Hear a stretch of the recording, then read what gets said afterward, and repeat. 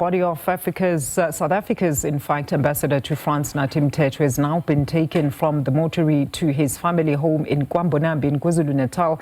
And family members and close friends all gathered to receive the late ambassador's casket ahead of his special official funeral tomorrow. Now, Mthethwa's passing in Paris last week has drawn tributes from political leaders and colleagues who have remembered him as a dedicated public servant and a selfless leader. Professor Bhedlindaba VV0 Mkhize, who's the honorary professor at UKZN and president and founder of Umsamo Institute, also joins us now on this matter, while of course we observe those live visuals of the cortege making its way to Kwa-Mbonambi. Prof, it's such a pleasure. Welcome. So let's first talk about the traditional rites that we have observed, specifically in the process of returning the son of the soil back to his place of birth. How important was this process in order to ensure that at least the family gets some semblance of closure, especially under the suspicious circumstances that led to the former minister's death?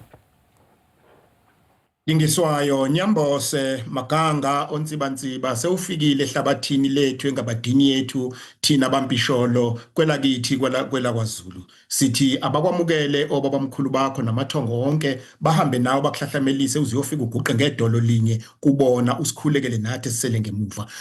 Good evening, good afternoon, and good afternoon to you, Majali, at the studio, as well as all the South Africans, of which I believe everyone is mourning because of our hero who has actually passed away.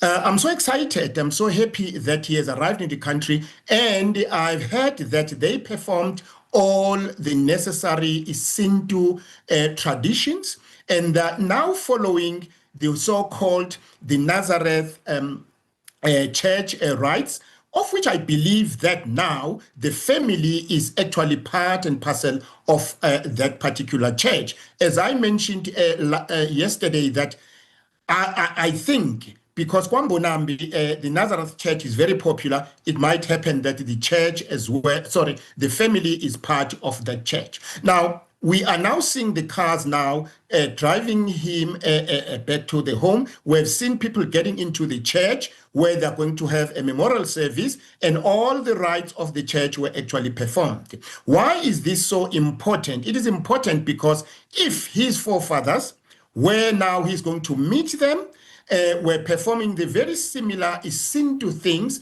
therefore for him to be accepted by them, they have also the family has to also to perform that, because it's no longer now in our hands, but it is in the hands of the forefathers and his grandfathers.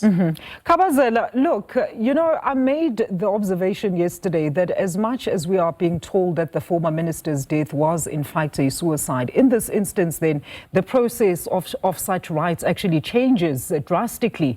Maybe just enlighten us on this aspect, because suicide is typically treated as bad luck or umkoka, and such individuals need to be fully cleansed with a goat or a cow in order to remove this bad omen.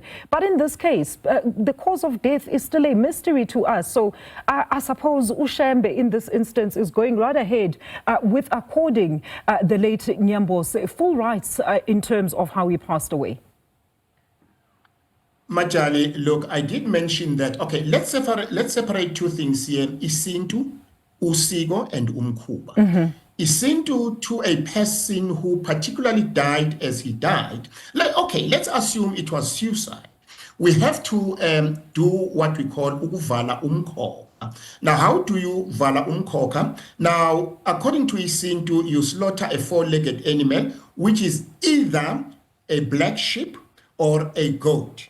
And once you have slaughtered that, therefore you collect him among neighbor, and then you slaughter the second one, which is now saying, now we have cleansed those among neighbor, now you have to get inside into the premises of the house. But at the moment, we are not yet sure whether was it suicide or what actually happened. What is exciting me is that, you see, the Nazareth church, Shembe, how they perform, they normally use water. So I think there they will actually use water in order to cleanse him as a church. But if the family therefore is taking also their own route of Isintu, they will actually perform what I've already said, the slaughtering of those two goats or maybe those two sheep. It depends, which will now be particularly for the family, but not for the church. But I'm happy that they brought in the Nazareth Church, because the Nazareth Church, they've got their own ways of cleansing the spirits and cleansing the people who have actually passed away like this one, as we are still in limbo on what actually happened.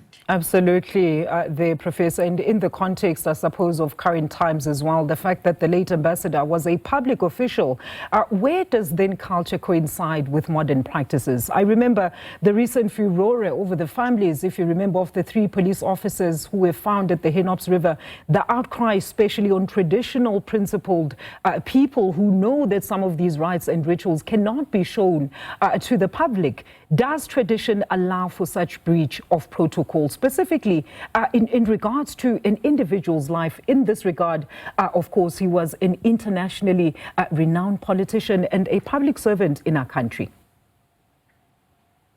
I think, yes, you are correct, Majali, but I think for the family, I don't know whether they will show when they perform that ritual, particularly of the Isintu, because that is a highly, highly secretive thing. In other words, how they will do it and so on. They can show us maybe when he enters the premises, maybe we can see the goat standing there, we can see something there, but the real performance, it won't be shown. The other thing is that I don't see any clash between the traditional and also the way of life as we live it as the Western way of life, because we are all actually the children of Umvelingangi and of God. So therefore, whatever that we perform, it belongs to us as you know, as a nation, or maybe as a family, what the family used to do. You see, Majali, here is a very critical thing, is that this brother of us now, he is now going straight to his ancestors. So the way his ancestors actually were buried, the way they were cleansed, the way everything, the funeral performance was done and so on, it must actually be applied to him so that you'll be accepted that side. Let's assume his forefathers actually, the body was rolled, was wrapped with the skin of a cow. If he's buried in the coffin, okay, now that is another issue. So I assume, get me right, I assume that maybe the coffin might be destroyed when it gets buried, and then it might be wrapped with a cow's skin. One, because of what I'm seeing now, it is the Nazareth Shembe Church that is actually the key church here in the whole funeral. So therefore, if really they're going to do it according to Shembe, that will be the case. But if it's going to be done maybe according to the family way of doing things, even though they've invited the Nazareth, they will put him in a coffin. Right, Prof, we're going to park our conversation there with you for this moment, but please stay on the line. I want to bring in SABC News reporter on the line, Samkele Maseko, and as you heard, he did indicate that he wouldn't be able to speak to us in terms of visually engaging with us, but I do understand he joins us on the line, and he is, I suppose, part of this cortege. Samkele, good to have you with us. Give us the latest now as you head to Kwa-Mbonambi. Well, and we are now joining the N2 northbound towards Pongolo and towards Kwa-Mbonambi, where Nathi Mthethwa is effectively now being taken home by senior members of his family, of the Tetra clan, and ultimately the area of Kwa-Mbonambi. It is a police escort. And you remember that Nathi Mthethwa's politics are not mainly from this area of Musadada region of the African National Congress, where it's now known. His politics come from the southern region of the country, that is now eThekwini region of the African National Congress. But he came to lead the ANC Youth League in the then southern region of eThekwini, or KwaZulu-Natal, which was then broken up into 3 regions. It was Southern, it was Midlands, and it was the Northern region of the African National Congress, which ultimately amalgamated to form the province of KwaZulu-Natal and ultimately formed the 11 regions of the ANC in the province of KwaZulu-Natal. He was a member of the ANC in the then biggest region of the African National Congress post the 2007 Polokwane Conference of the ANC. You'd remember in 2005, He was one of the young delegates who stood up in a National General Council of over 3,000 delegates to stand up and to call the ANC out on their wrongs for removing a sitting deputy president of the African National Congress. That would be Jacob Zuma at the time of the leadership of the ANC. At that particular point in time, the likes of the late John Mkhunu were leading the ANC in the eThekwini region. The likes of the Nkosi Hamilton Cele were in the leadership of the African National Congress within the eThekwini region. The likes of the late Don Mkhwanazi, whom were part and parcel of the team that helped to propel Jacob Zuma to the highest echelons within the African National Congress, worked with the likes of Nkosi Nathi Mthethwa, the likes of PJ Mavundla, who now leads his own political organization. He was a deputy mayor in eThekwini. He worked with the likes of Nathi Mthethwa in molding and protecting Jacob Zuma in those years when he faced that particular corruption, rape trial, when he was at the CR Swart in the High Court, Magistrates Court in KwaZulu-Natal in Durban. The likes of Nkosi Nathi Mthethwa, Senzo Mkhunu, who was the leader of the African Democratic Teachers Union and the ANC in the province, were at the forefront of fighting for what they believed in at the time of the vilification of Jacob Zuma. You'd also remember that in the ANC's 2017 National Conference, he did contest against Gwede Mantashe for the position of national chairperson of the ANC, and then ultimately lost out within that conference, and it ultimately led to him leaving government post the 2022 conference of the African National Congress. He did not go back to parliament. He was then ultimately made an ambassador, but he did work extensively in the body politic of the mass democratic movement, and he did fight for the rights of the downtrodden, the poor. He did fight for education. He did fight for those whom were faced with atrocities, particularly from the apartheid regime. You'd remember the slogan at that particular point in time of the United Democratic Movement, freedom or death. That was one of the slogans that Nathi Mthethwa adhered to and was at the forefront of saying that it is either we die for this freedom or we will live on fighting for it. So that he forms part of that gallant, young, youthful generation of Isaiah Ntangase and many others whom were part and parcel of the fold of the mass democratic movement, and in particular the ANC Youth League and the South African Youth Council in fighting for the rights of young people, taking from the leaf of the generation of 1976, from the generation of the 80s that said, let's make South Africa ungovernable.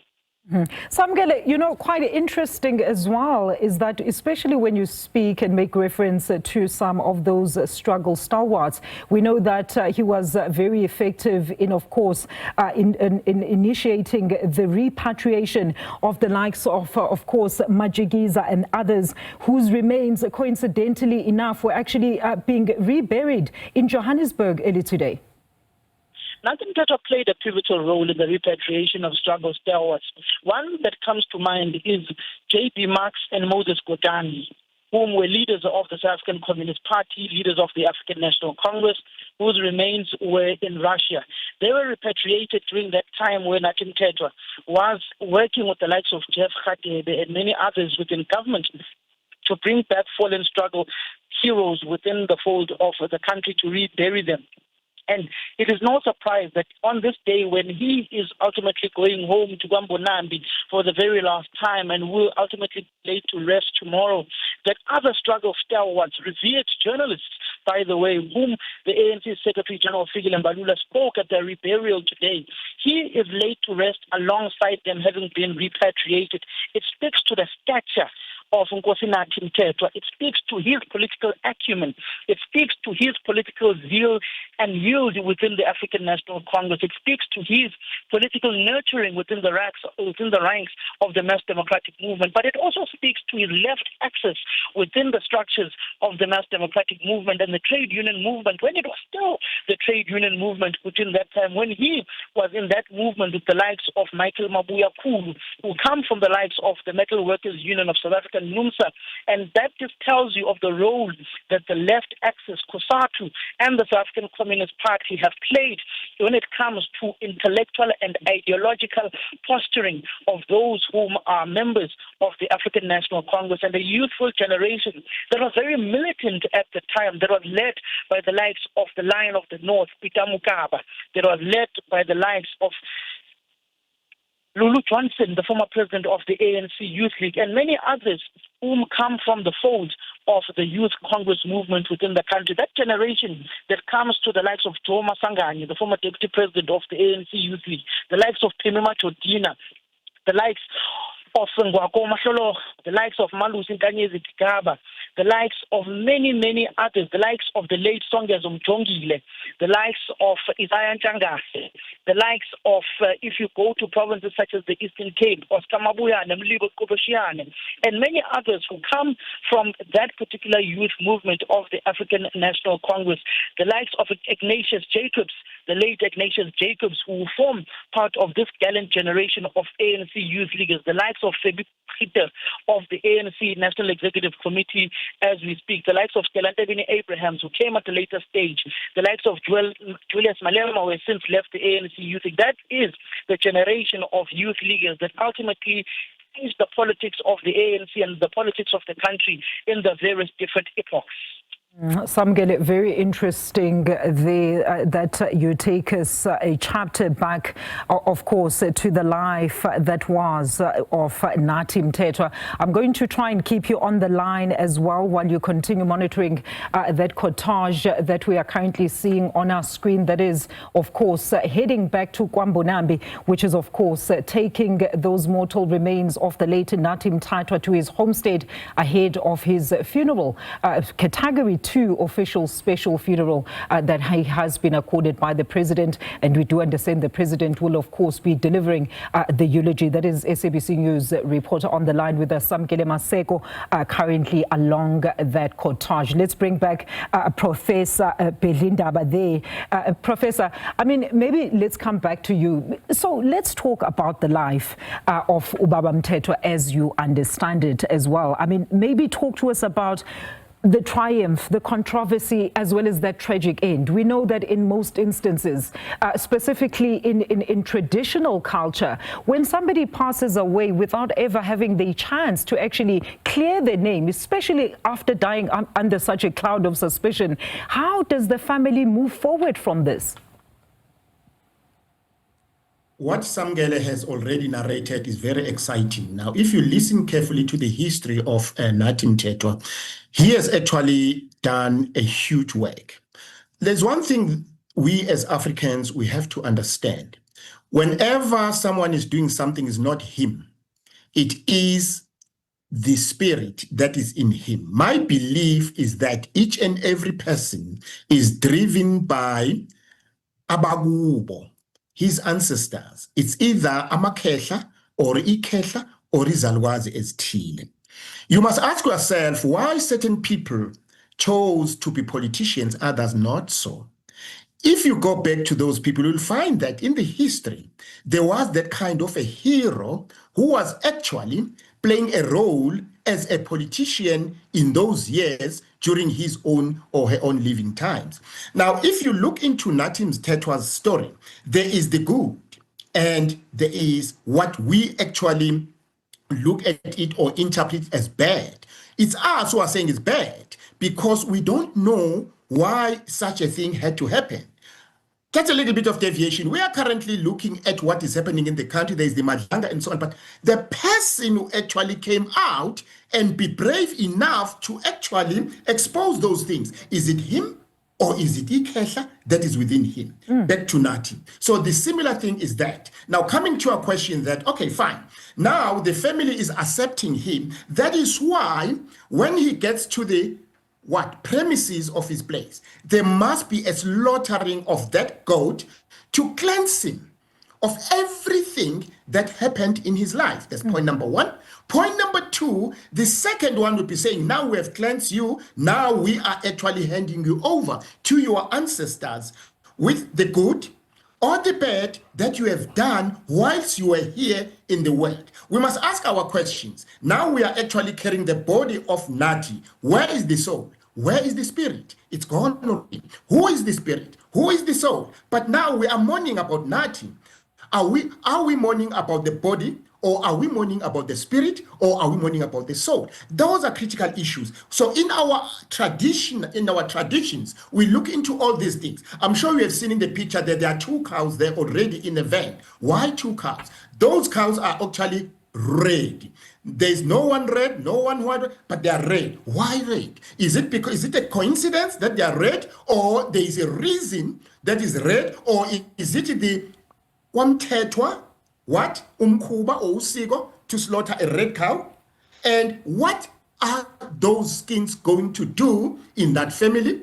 We have inyongo in those cows. What is that nyongo going to do? Now, Mkhize said here is either we get a sheep or a goat to cleanse him. But look at the yard now. There are 2 cows. Isn't those 2 cows maybe going to perform what was supposed to be performed by those goats or by the sheep? Because he is far bigger than an ordinary person. Respecting the person who was actually driving him, who made him to be so big. Not even a single person on this earth actually becomes big himself without actually someone in him who was big and who makes him to be big and who makes him to be unique and be different. Mm-hmm. You know, Professor, you made a very interesting point when we started our interview, and that is, of course, I think something that we often always miss, specifically as journalists as well, when covering such, of course, proceedings, is there's a very clear distinction between family traditional practices and the normal traditional practices. Maybe if you can just go a little bit further and explain that in this context, because we know Kabazela might not necessarily practice the same rituals as Kwajali, for instance.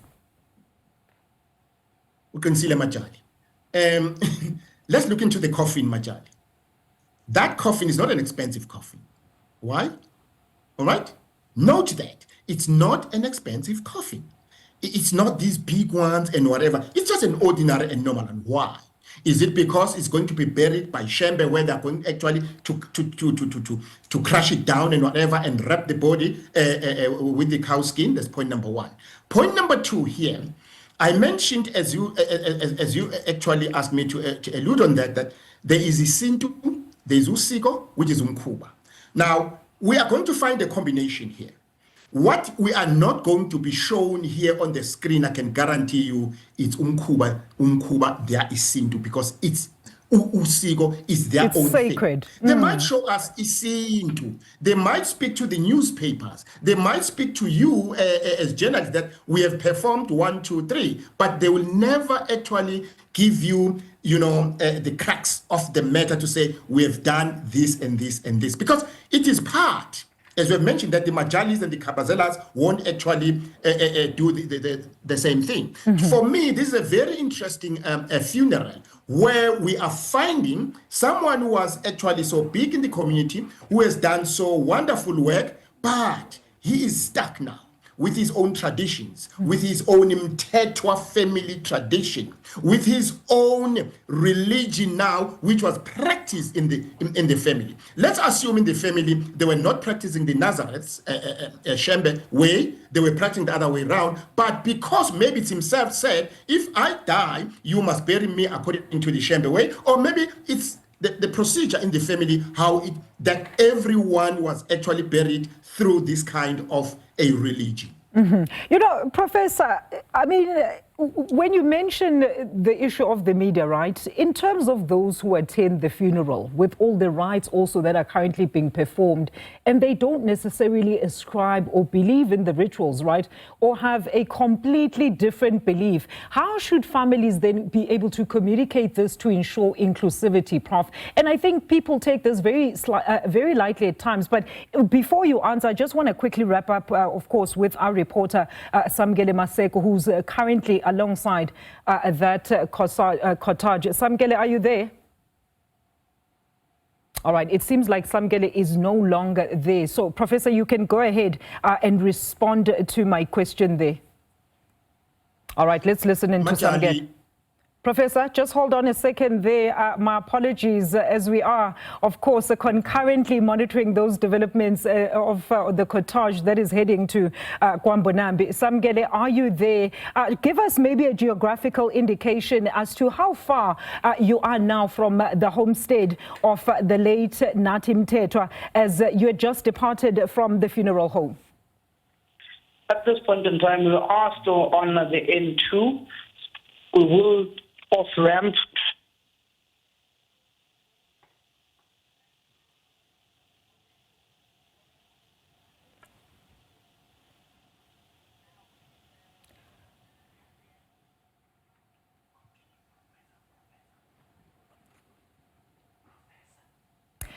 All right, it seems like we have lost connectivity once again to our reporter Samkele Maseko. There he was on hybrid on the line with us, just giving us a sense of how far they are now after leaving the funeral home to make their way, of course, to the homestead of the late Nathi Mthethwa, which is, of course, in Kwa-Mbonambi, and that's where all the official proceedings will be taking place. But let's rope back in Professor, of course, Mkhize there, Professor Kabazela, to continue talking to us and engaging with us about some of the rituals as well as rites that we have seen, specifically aligned with this repatriation as well as this burial. So, Professor, I was just asking there, in terms of those that attend, specifically the media and those people that might not necessarily believe in some of these rituals that are being performed. How does a family then have, give that message out to say, we are not excluding you, but these are the protocols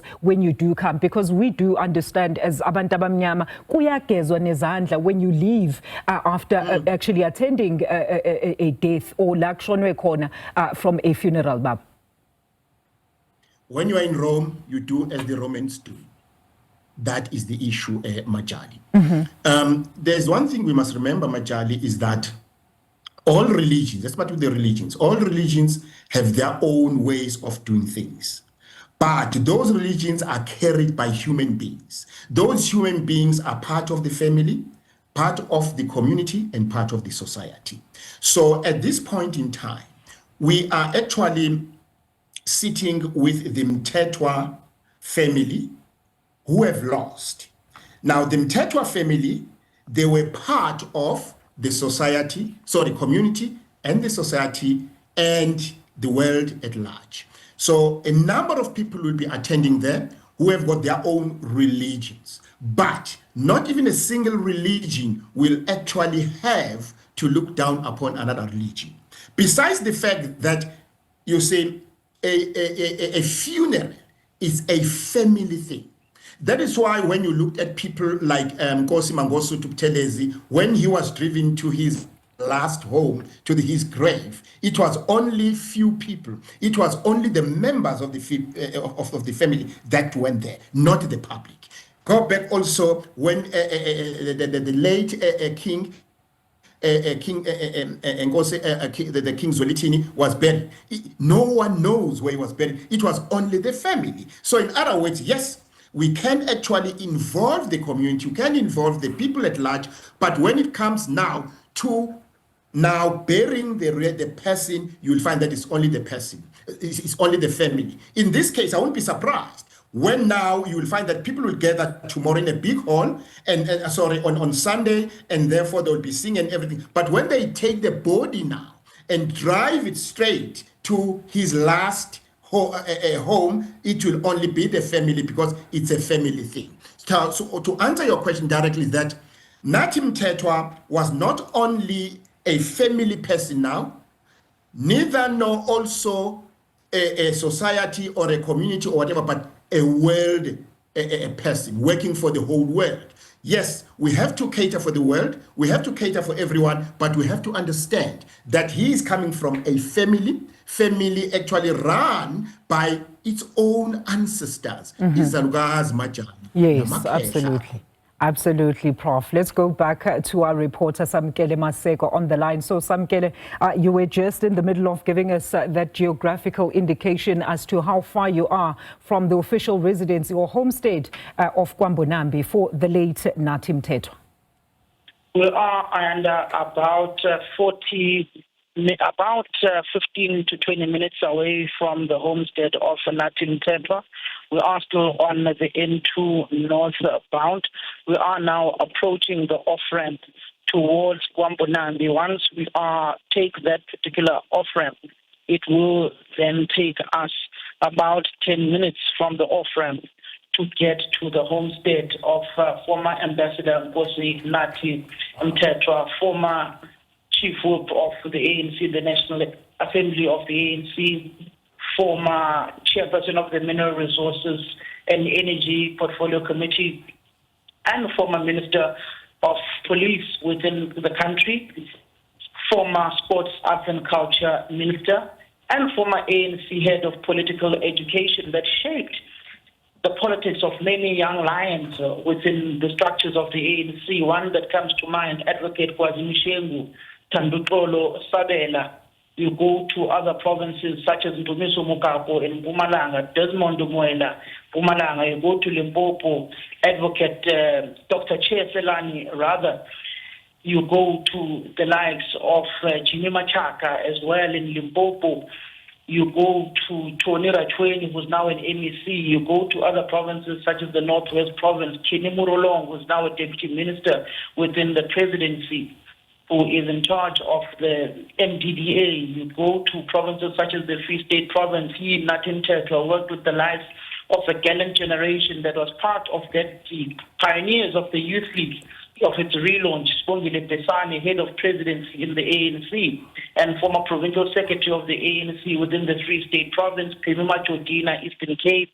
So he did work with an illustrious list of decorated political activists within the structures and fold of the then ANC Youth League. Jomo Sangani, former minister and current chairperson of the Appropriations Committee within Parliament. And that just of the finance committee within Parliament, and that just tells you that there are a number of ANC leaders that worked with Nathi Mthethwa that are still within the ranks of the African National Congress, that pioneered youth politics within the country. You don't leave out young activists within the Young Communist League, such as Butima Namela, Dr. Alex Mashilo. You go to Dr. David Masondo, the current Deputy Minister of Finance within the country, who also worked extensively with Nathi Mthethwa within the fold of the ANC, of the Progressive Youth Alliance, Kaeli Shenkwanyana as well, and many others. And that just tells you that the list is long and endless of many people that Nathi Mthethwa has touched their political careers. And we are now taking the off-ramp from the N2 towards Kwa-Mbonambi, and from now it will ultimately take us around 8 minutes to get to the homestead of Nathi Mthethwa. If you look at the area of King Cetshwayo District Municipality, it is an area that is largely filled with vegetation, forestry, which has some of these departments belonging to the forestry, rural development within the country, and land affairs. And it is an area that is populated in the main by farms in these areas, and that just speaks to the issues that look into land dispossession within the country that shaped many people's ideological thinking when it came to segregation and apartheid, and the lack of economic opportunities that were not there for Africans and blacks in particular, that shaped the politics and ideological thinking of the people of this area of Kwa-Mbonambi and the King Cetshwayo District Municipality at large. And when you speak of this area, you speak of how the ANC was able, during those years after 2007, to claw its way into governing these areas. You are reminded of the late Thulani Mashaba, the former regional secretary of the Musa region, whom was able to wrestle this area from the IFP and bring it into the fold of the African National Congress. Post his death and demise, the African National Congress took a huge dip and dive within this district, lost this district. That's how the Tamintuli then came about as a mayor in Ngandla to ultimately rise to become the King Cetshwayo District Municipality after the death of Thulani Mashaba. where the ANC lost its power within this area of Kwa-Mbonambi. Where Nathi Mthethwa comes from, did not lead in this area, but led in the southern region of Natal at the time, which is now known as eThekwini region. He was a regional secretary of the ANC Youth League in those areas. And that just speaks of the nature and the internationalist that Nathi Mthethwa was. He spoke vociferously against the oppression of the people of Western Sahara, Bolivarian, and he spoke against the atrocities of the people of Palestine at the hands of the Zionist state of Israel.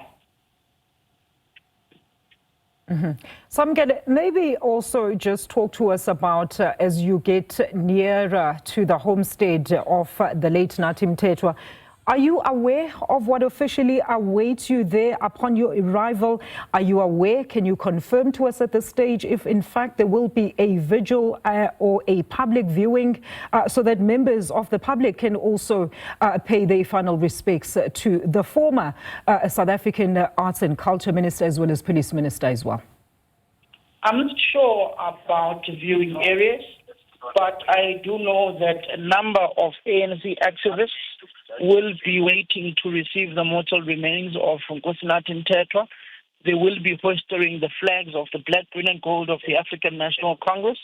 As we drive to the homestead now, there are ANC activists on the cortege and on the convoy hoisting flags of the African National Congress. As we left the morgue, I did see a number of community members hoisting their fists up high, giving their salutations to Nathi Mthethwa, signaling that he was truly a leader of the community. He was a leader of his area, where he was in touch with the ordinary rank and file of his community. Because in many instances, the ANC has suffered from leaders who are aloof from their communities, who are not in touch with the struggles of their communities, who are not in touch with the daily lived realities of the communities that they live in. For instance, one visual that struck to mind, I was seated in our political editor's office in Cortege, watching television.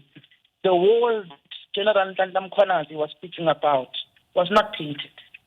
And at that moment in time, they were painting that wall when our colleagues in Pure Makanya was doing the crossing. And it just spoke to how even those whom we perceive as high and mighty, they too suffer from the same suffering that many South Africans may suffer from. It may not be the same. It may, because it's unique in their nature in some instances.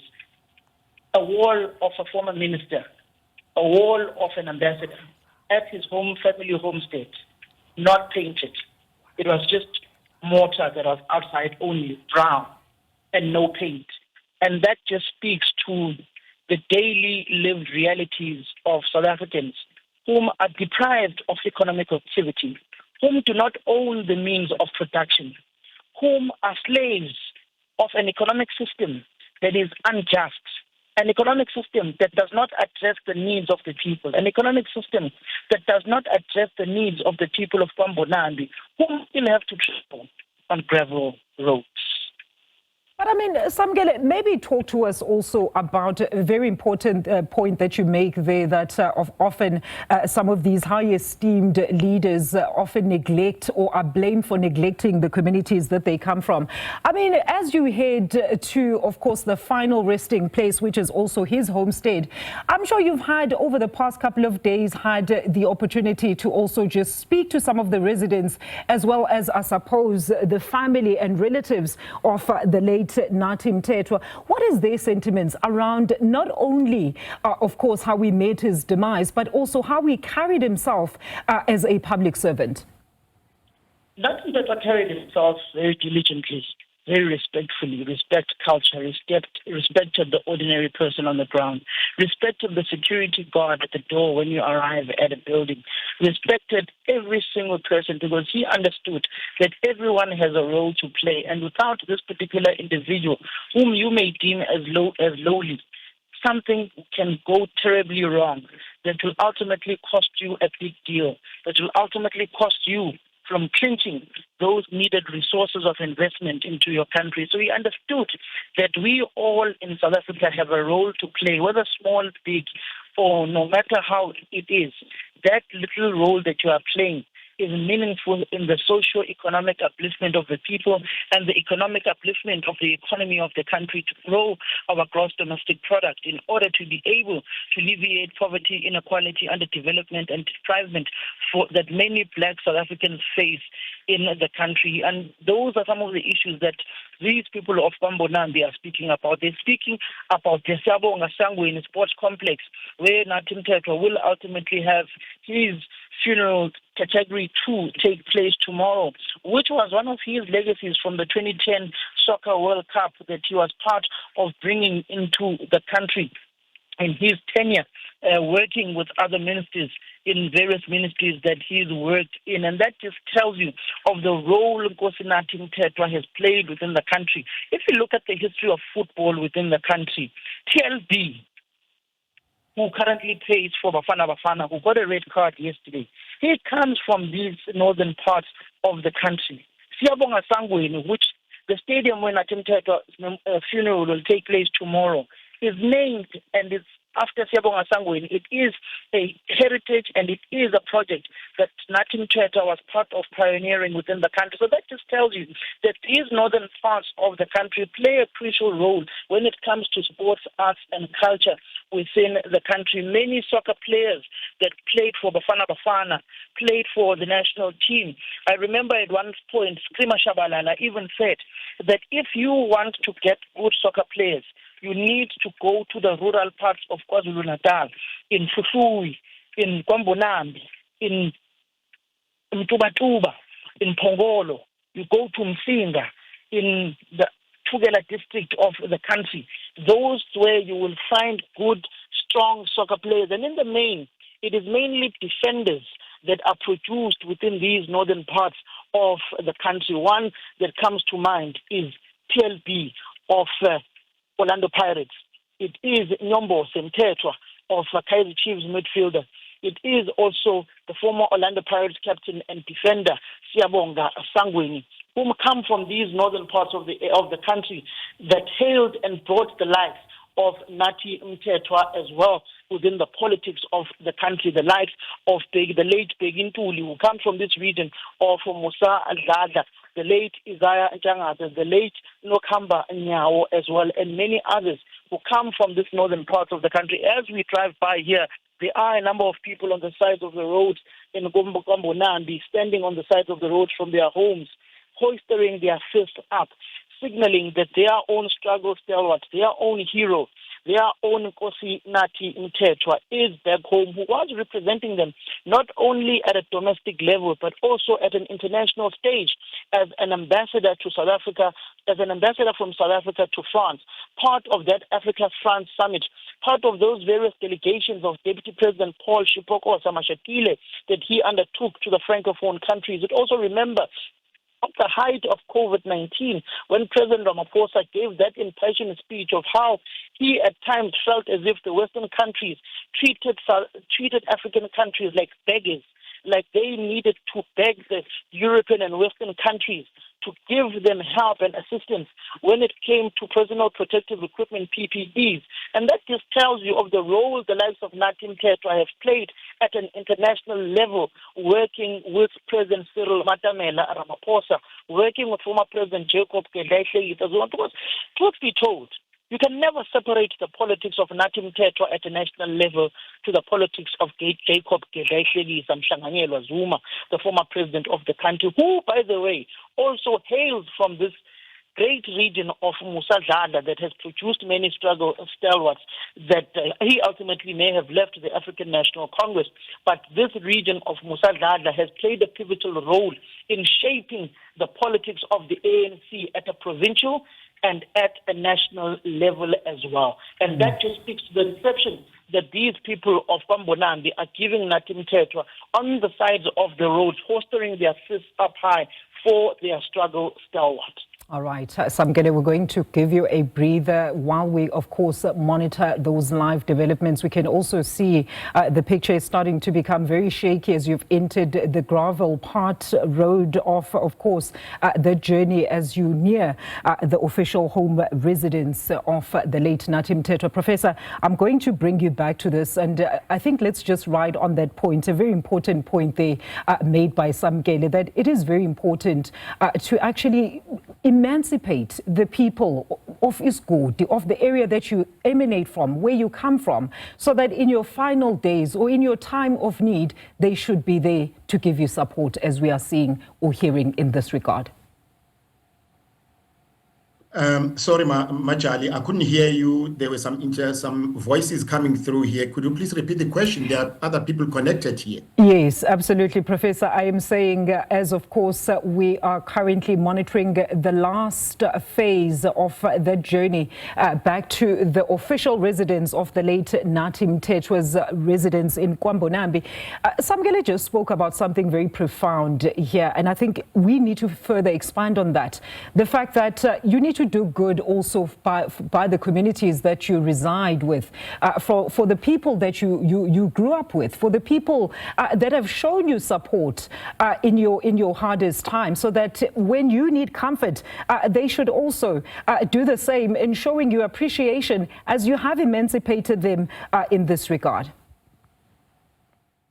Definitely, yes, Majali. Before you become something in this world, you start by being a child in the community and also being a boy and a girl who grows up and who becomes known by the elders, who always, nurtures you and say, we know your father, you know your grandparents, and so on and so on.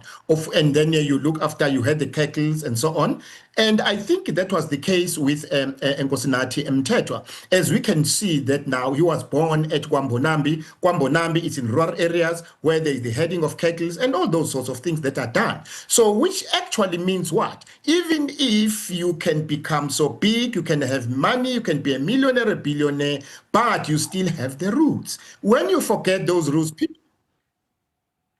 so when you have those roots, people will keep on saying, no, look, we know so-and-so, but he's so arrogant, he's so proud, and so on and so on. So what I'm trying to say here is that, yes. All right, Prof, just hold on a second there. I want to quickly bring in our correspondent, Sophie Mokwena there. She's also part of this live coverage of these final stages of that cortege making its way to the official residency of the late Nathi Mthethwa. Ma'am Sophie, a very good afternoon to you once again. So talk to us. What are you currently observing there at your vantage point? Well, I think the cortege is almost approaching home, and on arrival there will be some traditional ceremony outside the gate where media will not be allowed, and therefore the body will be taken in the homesteads of the Tetras. And we see many people who are already here, who have converged here, including the ANC leadership, among them the friend of Nathi Mthethwa, that is Dr. Malusiki Gaba, including Dr. Buthelezi, the brother to the wife of Nathi Mthethwa, and many other people. And I think we will see more people arriving. We saw other cars of the VIP. I suspect the Deputy President might also attend the funeral tomorrow, even though the eulogy will be delivered by the President. Because as Samkele has indicated, you'd recall that the Deputy President went to France, and it was the arrangement of the ambassador to ensure that South Africa, as it is struggling with the U.S. Challenges as it relates to trade and investment, they are able to get the alternative market, or the very same markets that they have. You strengthen the volumes, and the Deputy President was there. It was a powerful gathering of business, both South Africa and the French. And later, before departure, the Deputy President was also able to meet with the President of France, Emmanuel Macron, and the ambassador was there. He had arranged all those important engagements. And recently, a few weeks ago, he also went to Monaco, where he delivered or submitted his credentials indicating that he will continue to ensure that he does represent South Africa within the territory of France and the autonomous territory of France, that is Monaco. And therefore, he was doing a sterling job in terms of strengthening the relations between South Africa and France. But the other important issue to note, as an activist, as someone ANC has always talked about or reminded us in terms of his strategy and tactics and being involved in the political education, the international relations, it's part of these engagements.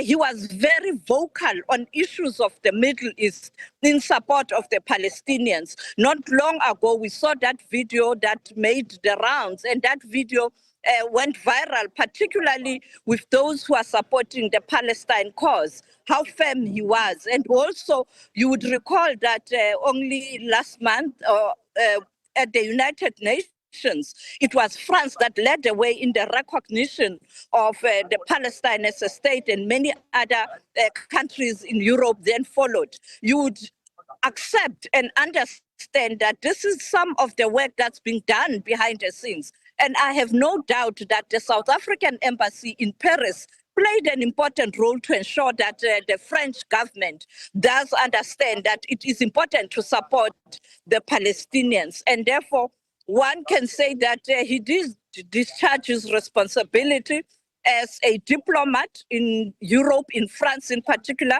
Paris, the capital, with distinction when you look at those 2 or 3 important issues when you look at France and South Africa, and also France as it relates to global issues. But you would recall that there was hope that with Monaco, he wanted to again strengthen trade relations between Monaco and South Africa. And unfortunately, a few weeks thereafter, this was the tragedy that was reported. But also to recall, during the holiday when South Africa was celebrating the culture of the country, and he had an activity at the embassy in Paris, and you saw him, those visuals doing the rounds, where the staff of the embassy and him leading the charge in terms of displaying the culture of South Africa. And I think it's some of the moments that the staff at the embassy in Paris will cherish. Absolutely, Sophie. There, that video of the late minister in his capacity there as the French ambassador. We did see him on that video where he was entertaining the guests there with a traditional Zulu dance. Let's bring in another one of my colleagues, Bongiwe Zwane, on the line, who's also following some of these proceedings live for us. So, Bongiwe, very interesting, in fact, that yesterday, just as the body of the late French ambassador Nathi Mthethwa actually arrived at the King Ushaga airport, knowing the history of the Mthethwas and of course the Zulus, the fact that the body of Nyambose had to go via the statue and pay tribute to Omageba that side. So quite significant in also taking in some of the rituals as well as the rites that we've seen, and rightfully so for a person who was the former Minister of Arts and Culture in South Africa. Good afternoon.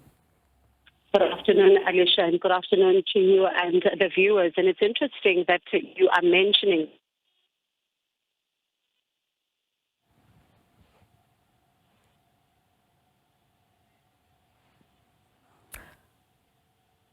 Bongiwe, are you still there?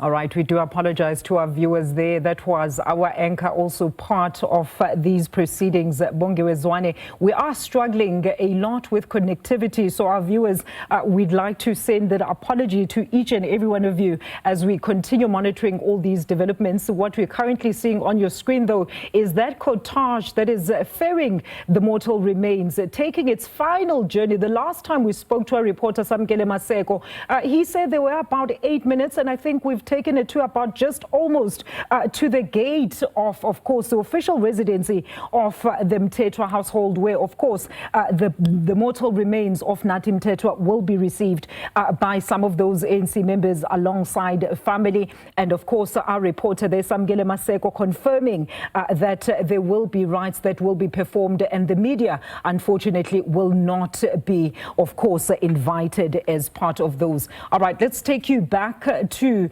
the cortege and try once again with Bongiwe. Bongiwe, are you there?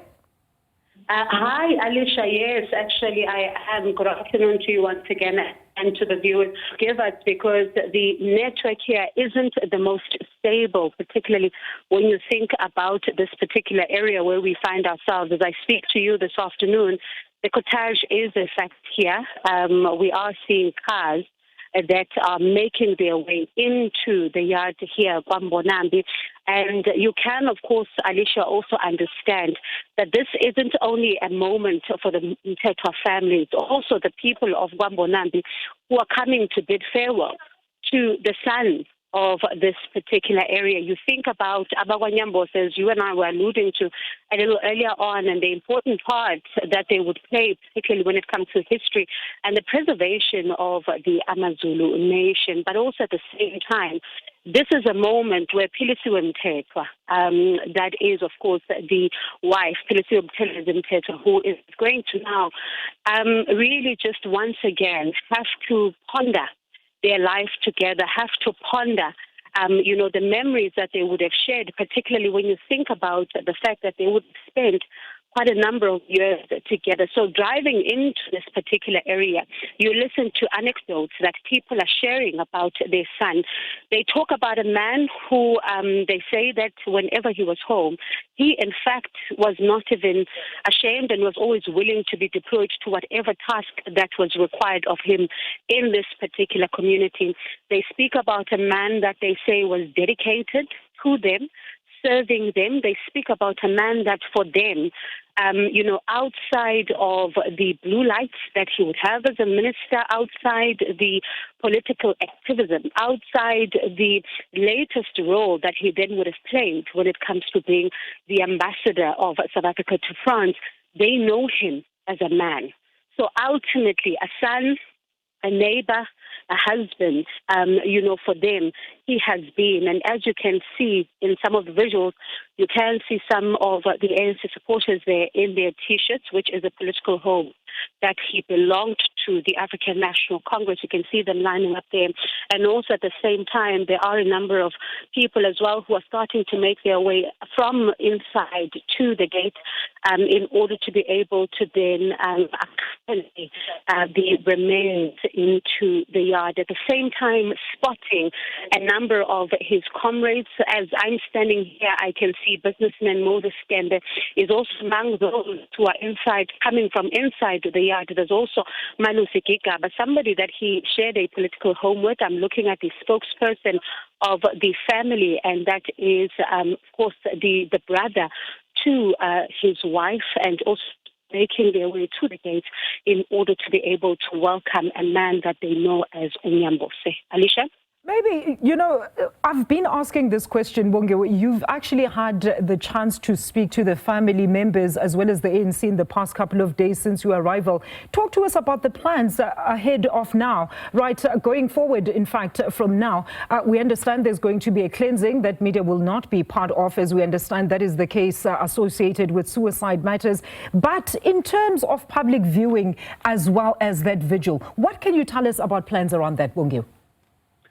So, Alicia, this afternoon when we actually got here, that was one of the questions that we asked of the family spokesperson. And in fact, he was saying to us that as soon as they are done with this particular ritual, things will become a little bit more clearer as to what then are they going to then be doing, particularly when it comes to the night vigil. Umlindelo usually a big part of such occasions. At the same time, there is, of course, going to be that issue of the viewing. There is, of course, going to also not only be that, Alicia, we also need to get a sense of, the program, particularly for Inkonzo. That is the night vigil that will then be held. We'll be able to get a bit more detail on that. But one thing that they were able to tell us is that as the family, they want to, bid him farewell in the most befitting manner. And I don't know if you do have the visuals on screen right now. I just would like to take in what is currently taking place. Let's take you back to those live visuals there of the official arrival of the mortal remains of the late Nathi Mthethwa. Let's now bring in, of course, our correspondent, Sophie Mokwena. So, Sophie, as we observe this critical moment as the son of the soil, he's been referred to, finally arrives at his homestead. What is the current atmosphere? What can you tell us about what is currently going on there? Well, you have many people, particularly the people in the area, who have converged here, but also mainly the family. And as Bongiwe has indicated, right now, it is a private moment, and there has been a request that the cameras must switch off as they deal with traditional ceremony before his body is taken into the homesteads. And therefore, media cannot beam those visuals. As you know, with our culture, there are issues that are private and are just for the family. It is that moment. And you have the people from the area who are here, but also the leadership of the ANC still here. You can see young people wearing ANC t-shirts. Clearly, these are the youth who are members of the African National Congress, and of course, the family members. And as we speak, the family now, it is a private moment just outside the gate where they are dealing with the traditional ceremony. And then when they are done, we will again have visuals outside here, and also the body will then be taken into the house. And at this moment, we can only say that it is that moment with our culture where they've started with the cultural proceedings to ensure that they are done with that before sunset. Absolutely, Sophie. Speaking of culture, I want to bring in Professor Mkhize there, who's a cultural expert. He's an honorary professor at UKZN and founder and president of Umsamo Institute. He's been in conversation with us to specifically talking to some of these rights. So, Professor, finally that moment there that we have been awaiting, where the media is now going to be barred, of course, from filming the proceedings there. And I suppose that is that critical moment that the body should be cleansed before entering the premises.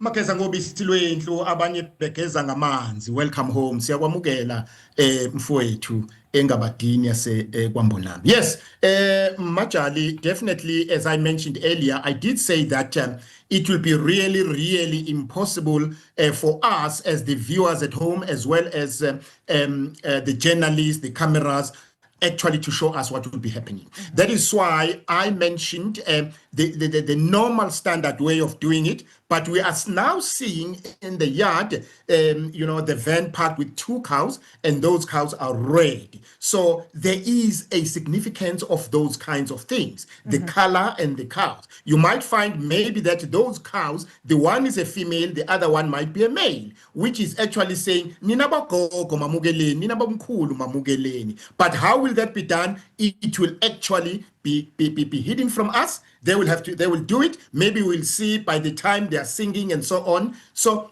that now will be the coming of usiko, umkhuba, wakwanyambose, wakwamthethwa, which actually is not necessarily meant to be seen by other people, because they are actually, for this in particular, not part of that, but they will be part of what? Of the whole proceedings going straight to the graveyard. You know, Professor, another interesting observation that I've actually observed during these proceedings is that the family-in-law has played quite a very critical and amazingly pivotal role from the repatriation. We saw Dr. Buthelezi, who's, of course, the brother to the wife of the late Nathi Mthethwa, spearheading the repatriation processes from Paris all the way back to ensuring that the spiritual and mortal remains families get back to King Ushaka. So it's something that is unprecedented. We don't normally see this, specifically when you also take into consideration the fact that, of course, the Buthelezis come from a royal family. So we don't particularly see this in relation to Abakwegas. Definitely, yes. You know, this one brings us to what is the value of a woman in a family? What is the value of unkosikazi, umfazi, umakoti emndenini? Because now, it is now the family of the in-laws that must actually drive this. Even though maybe it might not be a norm in other families, we don't know. Maybe it's a norm of the Mthethwas. Also, remember that the wife is coming from what we call the Buthelezis, which is the royal family. Maybe that is the issue. Also, you might find that for the royal family to handle this, it's actually saying we as a family of the wife here, of our sister or daughter, we are actually concerned, and also we were part of this, and therefore the wife was brought into this family ukuthi azo kokhela umlilo. Therefore she must kokhela umlilo until she dies. Remember, in the Bible we always say siyofa silahlane. What does it mean? Now the family, the in-laws, must actually practice that ukuthi now he has passed away, now we are standing for our daughter in order to perform this. What a lovely thing. And maybe whilst we're on that as well, reports indicated yesterday also there, Professor, while we're talking about the critical role that the family-in-law, the Buthelezi family, has played in this regard. We understand that they actually donated 2 cows to the Mthethwa family as part of isinxephezelo sabo to the Mthethwa family. How is this normally done under normal circumstances? You know, I don't think it is isinxephezelo. I think it's a way of saying we are part of the family. Should this have happened in our family as the Buthelezis, the Mthethwas were going to do the very same thing. So in other words, we are learning today. We are learning how certain clans, the Mthethwas, do things, because the Mthethwas and the Buthelezis. You might find also that the Mkhizes do their own things, the Dlaminis do their own things. So this is actually an exposure of how rich our values and norms and traditions, our wisdom, which we have lost from our ancestors, now is coming back. You might find that there are those great guys, the doctors and professors, who will start writing their dissertations about this funeral, who will dig more and more about this, and then we'll start learning, wow, this big... Because of this, we had to get this, and now we are learning. It's something that one day you will gather from the family. Maybe when you sit down with the brother-in-law and say, why you had to do this, he will tell you exactly, no, it's a secret that we can't share, or it's a secret that we can share. Because you see, I'm getting now more and more enthusiastic in terms of why the cows? Why are they 2? You know, because I've never seen it. It's for the first time for me to see it. And let's talk about the mourning period, Professor, that is going to ensue, of course, upon, I suppose, both families in this regard. How do you think that is going to be observed? Come again, I couldn't get your question. Yes, Professor, the mourning period that is obviously going to ensue right after burial. How do you suppose in this instance that is going to proceed? I think this will now be a meeting between the in-laws and the family of the Mthethwas, okay? And the person now here who will be more on the limelight will be the wife, Umabtheles. Is she going to mourn on a similar way like other women?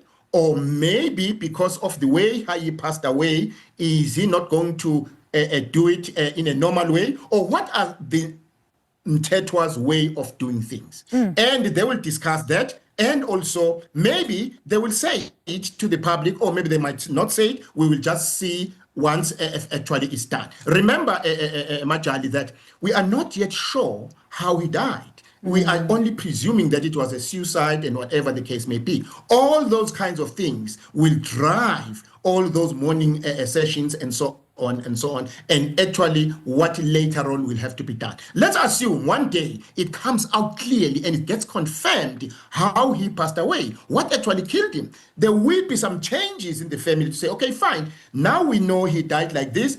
For that, this is a kind of a particular ritual that needs to be performed by the Mthethwas together with the Buthelezis. Let me just bring our viewers up to speed there, Professor. We are currently seeing on insert there on your screen live visuals coming straight from Kwa-Mbonambi, which is the official residence of the late French Ambassador Nathi Mthethwa. As you can see outside there, a couple of minutes ago, we witnessed the official arrival of course, the cortege, as well as the hearse that was carrying the mortal remains of the late ambassador, also arriving there, being met by those ANC, jubilant ANC members that you can see clad proudly in ANC regalia as they had been awaiting to receive the mortal remains of the late Nathi Mthethwa. Also a member, I think we need to mention, of the ANC. That is why also the ANC has been quite integral in some of these proceedings. We know that they also have an official program that is running concurrently with what is currently taking place. But what we are seeing right now, those are the people that are currently stationed outside that had been there to welcome the remains. And what we understand is currently taking place inside, which is why we can't show you, is that all-important cleansing ritual that, of course, Professor Mkhize, as well as myself and my other colleagues have been making reference to, as is done in an instance when somebody has died under these circumstances. The body or the remains cannot enter the home before it is fully cleansed. And that's what the professor was, of course, alluding to. So, Professor, maybe let's just talk about the whole process, right? I'm sure we're still going to see quite a lot more unfolding from the funeral, as well as the days after, in terms of the rituals that are going to be done. But, I mean, as a person who is now accustomed to weighing between modern society versus our traditions, what would you say has been the biggest lessons, particularly in regards to this funeral? What could be some of the biggest takeaways, specifically for us Black people, to take away and not shy away from our culture as well as customs?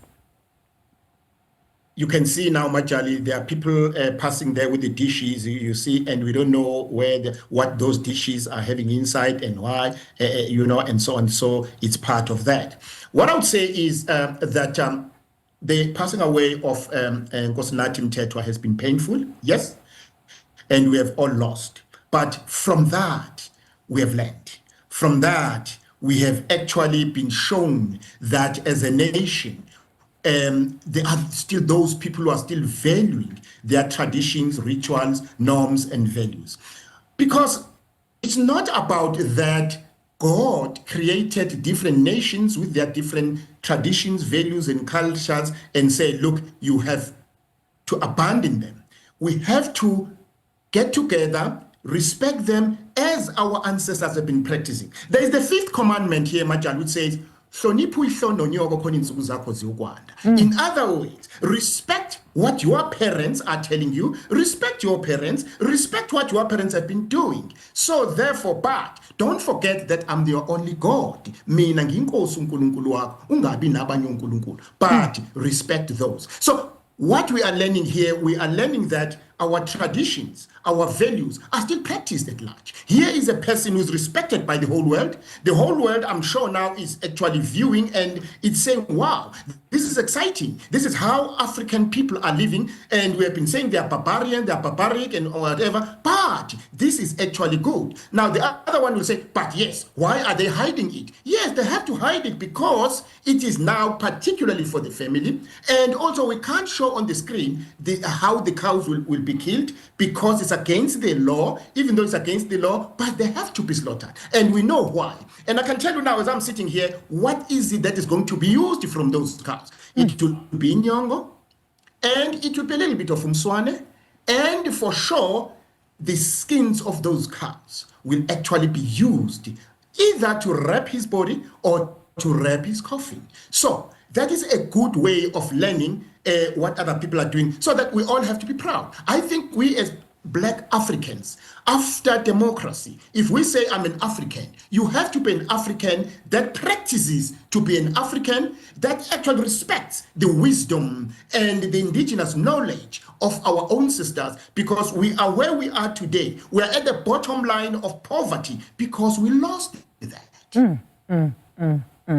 And I suppose, Professor, a lot of people are not even aware of the fact that bazogeza ngalo mswani when they actually exit the premises after the funeral as well. So going back to that earlier question of how it needs to be communicated to the different types of the gatherers, the supporters that will be there to bid their final respects, they might even not know. So in this instance, Professor, is one then allowed to say, I don't believe in this, therefore I will not cleanse ngomswani on my way out after leaving the gravesite? Jesus Christ said, "Owahlulela ngako, now you wahlulelwa ngako. Ungahluleli." That's a mistake people do. Let's read the Bible thoroughly, okay? So therefore, what you are practicing, it's you who is practicing that. Either you got it from your family or you got it from your parents, it doesn't matter. Or maybe that's what you grew up with and therefore you have to respect it. I always say to people, look, if you grew up under an environment of the Catholic Church, all right, but you were practicing also the traditions, continue with that. If you grew up in a family which never slaughtered, but which used to pray, continue with that. So it's no use to criticize the other, because at the end of the day, it's you and your family. Now, Nathi Mthethwa is alone now. He is the only. We are busy making noise here, shouting, talking, celebrating, whatever, or mourning. But now he's not worried. Maybe where he's now. He's on his way to his ancestors. Maybe he has reached the place. By the time we put his body in the grave, he'll be just laughing at us, saying, "Wow, thank you very much for coming to me. But guys, goodbye. I'm gone." In other words, where now he will actually saying thulisa kuyozwakala nkonyane yenkosi hlangalezwe nisale kahle. That's what you'll be saying. Professor, there's also another interesting aspect of this that we are still, of course, not privy to the official communication. I'm sure you've heard me ask Samkele when he was on the line with us, as well as Bongi, just a couple of moments ago, about whether or not there will be umlindelo, which is essentially a vigil or a public viewing. What is your understanding in such matters? Are you thinking there could potentially be one in the interest of the public? Definitely. Umlindelo, it's part of us. Umlindelo, it's one of a very critical ritual for African people, because umlindelo, it's where we go there and support the family. Now, it is up to the family where they say, no, thank you so much. We have to be alone, and so that we discuss our own things. But all right, mostly the relatives, very close relatives, they normally come. I've seen something like a tent there. All right, Prof. I think that's where maybe umlindelo will be, at the tent, and also the other umlindelo will be inside the house, all where right. Maybe the body will be lying. All right, Prof. Sorry to get in there. It's a two-way. Sorry, Prof, to get in there. Okay. I just want to quickly park our discussion here. Just hold that thought for a second.